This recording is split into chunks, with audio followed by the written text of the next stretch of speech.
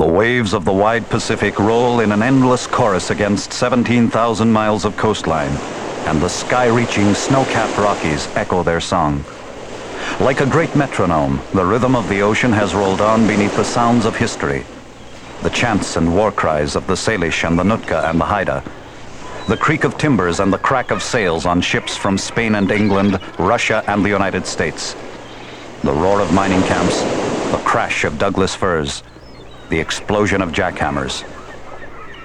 For 100 years, those relentless waves have broken on the shores of Canada, and on a province forged in the flames of the past and tempered by the tides of history. British Columbia, 1971. A time to remember.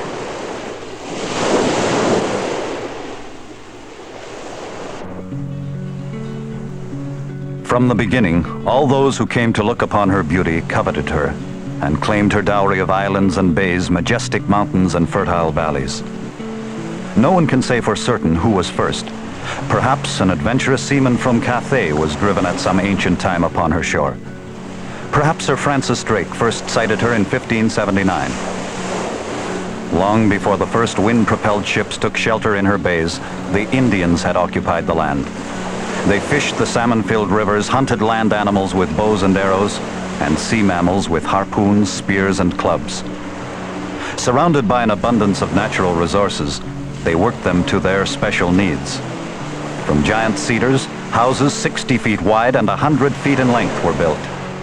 Spruce roots and cedar bark were plaited into conical hats, and from the wool of the wild mountain goats, blankets were woven. They were a complex people. Of the 11 distinct language groups among all the Indians of Canada, 7 resided west of the Rockies. They were a prosperous people. The tribes traded in copper, blankets, shells, fish oil, and slaves. And they were a proud people. Family and tribal crests were displayed on clothing and sculptured into the wooden posts of their homes.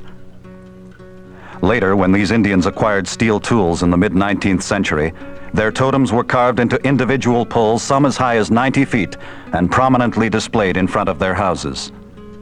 The creatures of dreams and imagination which they represented had been handed down from generation to generation. Into this blossoming civilization came strangers from across the sea, and no one can say for certain who was first.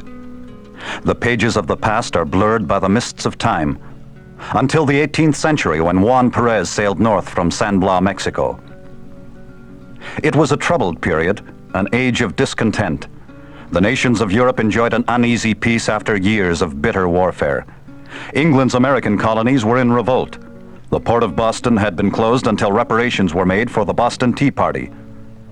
For over a decade, Canada had been an English possession. For more than a century, the Hudson's Bay Company had traded for furs in the subarctic, content to linger on the shores of that northern sea. But now, through the explorations of Anthony Hendy and Samuel Hearne, the company was gradually extending its influence across the west. But still there was the great barrier of towering mountains to cross, and no one knew what lay beyond those jagged peaks. It was 1774, and Juan Perez sailed north from Mexico to the Queen Charlotte Islands. Bodega y Quadra followed him, and by 1775 the Spaniards had cruised north along the coast as far as Sitka, Alaska. Yet, whether through caution or indifference, they failed to land, and it remained for England's Captain Cook to be the first European to step ashore at Nootka Sound in 1778. The captain's orders were to search for a northwest passage, so he paused just long enough to refit his vessels with mizzen and foremasts carved from Douglas firs, and then continued his voyage. On board the English ship, sailors employed the furs they'd acquired from the Indians as pillows and padding in their bunks. Not until they stopped at Macau on their homeward journey did the seamen discover that the sea otter pelts were highly prized by the mandarins of China and commanded fabulous prices.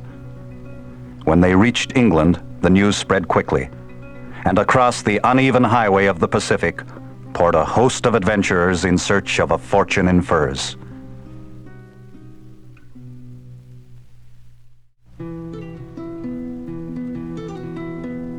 Nations hostile to each other converged on Nootka. From the north, the Russians. From the south, Spain, and eventually the United States. But it was the British who established the first permanent settlement. John Mears, an ex-naval commander and avid fur trader, constructed a store and trading post at Nootka. According to Mears, he purchased the land from the Indians for 8 sheets of copper and some trinkets. Mears imported Chinese laborers to build ships, and in 1788 he launched the Northwest America. Spain viewed the sudden international interest to the north with suspicion. To prevent any encroachment on her Pacific territories, the Spanish government sent Captain Esteban Jose Martinez to investigate Russian activity. Martinez's journey took him as far as Prince William Sound. On his return, he recommended that Nootka be occupied to protect the California missions. In June of 1789, Martinez formally took possession of the British base in the name of Spain. He renamed it Santa Cruz de Nootka. English ships entering the Sound were seized and their personnel sent as prisoners to Mexico. A major international incident was underway.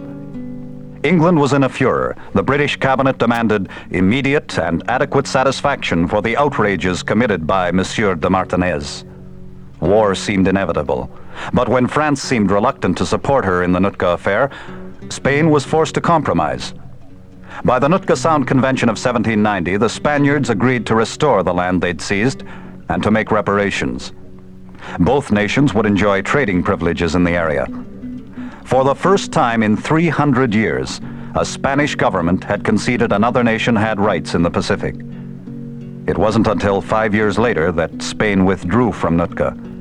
Meantime, Britain had dispatched Captain George Vancouver to the area to chart the coastal waters and to ensure that the terms of the convention were carried out. Vancouver met with the Spanish governor, Bodega y Quadra, in August of 1792. And immediately between these two representatives of nations that had warred almost continuously for centuries, a firm and lasting friendship developed.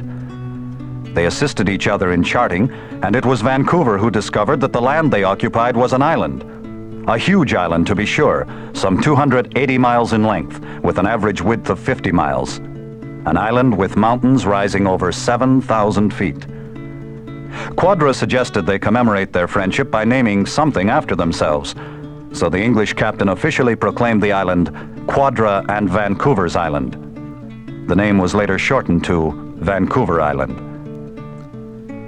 Burrard Inlet derived its name from Sir Harry Burrard, one of Vancouver's former shipmates, and Puget Sound from Peter Puget, the captain's lieutenant. Quadra supplied all vessels with hot rolls, fresh milk, and vegetables. And at his headquarters there, amidst the forbidding tangle of untamed forests, surrounded by cannibalistic Indians, he and Vancouver dined regally at meals where more than 200 pieces of silver plate and cutlery were used. Another frequent guest at Quadra's table was the Nootka chief, Maquinna. Maquinna had greeted Captain Cook so hospitably that captain had named the place of their meeting Friendly Cove. The chief enjoyed a similarly pleasant relationship with Quadra and Vancouver. They apparently found him a charming dinner companion. Galiano wrote, "The Indian used his knife and fork like the most polished European." Within 10 years, Maquinna would give even a more convincing demonstration of his ability with knives when, over a supposed insult, he and his tribe would slaughter the crew of the American ship Boston. But during Vancouver's visit, there were no incidents, and the captain's friendship with Quadra did much to relieve the tension inspired by the Nootka affair. His voyage proved successful beyond expectations, and his personal views concerning the area he had visited were almost prophetic. Vancouver commented, "The serenity of the climate, the innumerable pleasing landscapes, and the abundant fertility that unassisted nature puts forth require only to be enriched by the industry of man with villages, mansions, cottages, and other buildings to render it the most lovely country that can be imagined."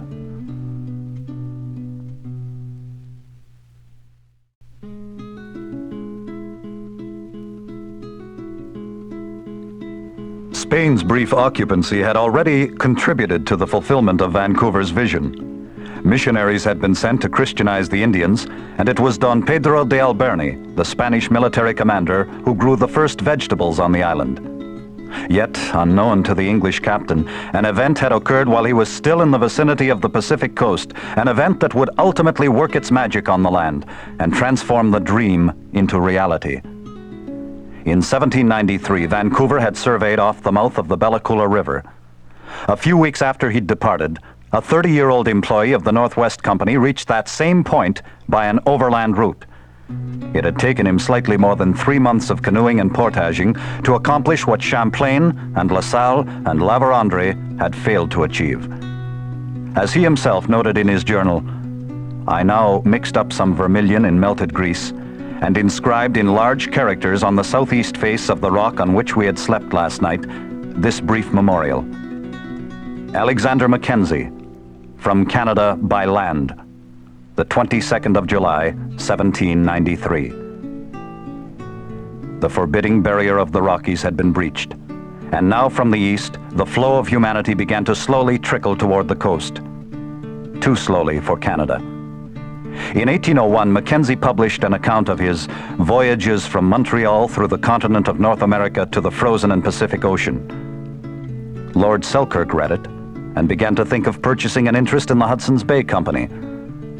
Napoleon read it and had it translated for his officers. George III's ministers read it and recommended that its author be knighted. In the infant United States, however, the newly elected President Thomas Jefferson read the book, and with that perceptive mind that had fathered the Declaration of Independence, foresaw the far-reaching consequences of Mackenzie's achievement. Jefferson in 1804 sent the Lewis and Clark expedition to explore and map the Northwest as far as the Pacific. The expedition's report stimulated American interest in the area, and one man in particular, John Jacob Astor, took special note of the country's rich fur trading potential. Only the incredible perseverance of the Northwest Company prevented American domination of the entire coast, and it was an American-born Nor'wester who led Canada in the race against the United States for control of the Pacific area. Simon Fraser was chosen by the company to open trade beyond the mountains. He crossed the Peace River Pass, established 3 trading posts, one at McLeod Lake, and in May of 1808, with 23 others, descended the river that Mackenzie had described as unnavigable. Fraser had hoped the river was the Columbia, and was disappointed when he discovered it wasn't. A fellow Nor'wester, the great mapmaker David Thompson, finally conquered the Columbia in 1811, but he was too late. At the mouth of that river, John Jacob Astor had already built Fort Astoria.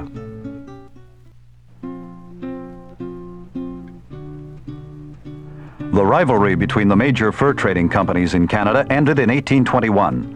The way was opened for colonization of the land beyond the Rockies. While the Hudson's Bay Company could gather only 100 colonists from the Red River settlement in 1841, the Americans arrived en masse. 1,000 in 1843, 3,000 more in 1845. The pattern was to become familiar over the years. First, the arrival of American settlers, then the declaration of American sovereignty. In Oregon, in Texas, in California. The Hudson's Bay Company would ultimately accept the inevitable and relocate its Pacific headquarters on the southern tip of Vancouver Island. A post had been built there by a young man named James Douglas in 1843. It was called Fort Victoria. A year later, James K. Polk was campaigning for the presidency of the United States on a platform that advocated the occupation of Oregon. 54-40 or fight became the rallying cry of Polk's Democratic supporters. Simply expressed, the slogan meant that American sovereignty should extend northwards as far as the southern tip of the Alaskan Panhandle. Polk became president by a narrow margin, to the dismay of Britain and her Canadian colonies. Again, war threatened, and again a compromise was reached, but only because the United States was about to go to war with Mexico. It was agreed that the disputed boundary would continue westward along the 49th parallel to the middle of the channel which separates the continent from Vancouver Island, and thence southerly through the middle of said channel and Fuca's Straits to the Pacific Ocean. Unfortunately, there were 2 channels, and this confusion was to result in the San Juan dispute more than a decade later. By the time the Treaty of Washington had been signed in 1846, the United States had annexed Texas, and its citizens were agitating for the annexation of California. the Hudson's Bay Company had reason to wonder whether, despite the colonization efforts of men such as John McLaughlin and James Sinclair, it would be able to hold on to any of its possessions in New Caledonia. There were beneficial aspects from the boundary settlement. Company fur trading posts north of the 49th parallel began to profit almost immediately. At Fort Langley, a few miles from the mouth of the Fraser River, salmon fishing, dairy farming, and agriculture flourished. When Indian wars in the United States forced the company to abandon its trade along the Columbia, Langley became a clearing center for the new overland passage.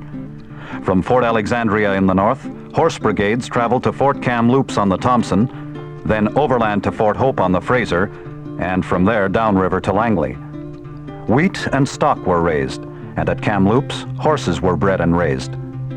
At last, men had begun to realize the potential of this magnificent country at the edge of the continent. Fort Victoria, with the natural harbor of Esquimalt just a few miles away, became a center for shipping, and land cultivation around the fort proved successful. The company, prodded by increasing pressures from land-hungry American settlers who were slowly infiltrating across the border, proposed to the British government that it would assume responsibility for colonization in return for title to the Pacific coast. Britain welcomed the suggestion, but reduced the grant to the area of Vancouver Island. By royal charter, the island became Hudson's Bay Company property in 1849. The following year, Richard Blanchard took office as governor. There were then approximately 400 adults in Victoria. 70 miles to the north, another settlement sprang up in the 50s. According to local legend, it was born as the direct result of an Indian's casual comment. The Indian was visiting Fort Victoria, and while watching a blacksmith work, remarked that up north there were many of the black stones the smithy was using as fuel. The company rewarded the Indian with a bottle of rum. The first shipment of coal left Nanaimo on board the sailing ship Cadborough, September 19, 1852. 2 years later, 24 British miners arrived along with their wives and children to raise Nanaimo's total white population to nearly 100. But colonization continued to be a slow, painful process. Few settlers would risk the hazards of an overland journey from Red River through Indian country and across that sea of mountains to reach the west beyond the west. The only alternatives were to travel by ship to Panama and then by foot across the jungles of the isthmus to the Pacific, or to forego the jungle and submit to an interminable ocean voyage around South America to Fort Victoria. Besides, the newly created colony was having problems of its own. Governor Blanchard found himself housed in quarters that were inadequate, without any staff to assist him, and without the cooperation of the Hudson's Bay Company. The governor could do nothing to oppose company policy when the entire population of the colony, with the exception of one man, was connected in one way or another with the company. He resigned and returned to England. His successor was James Douglas, soon to be known as the Father of British Columbia.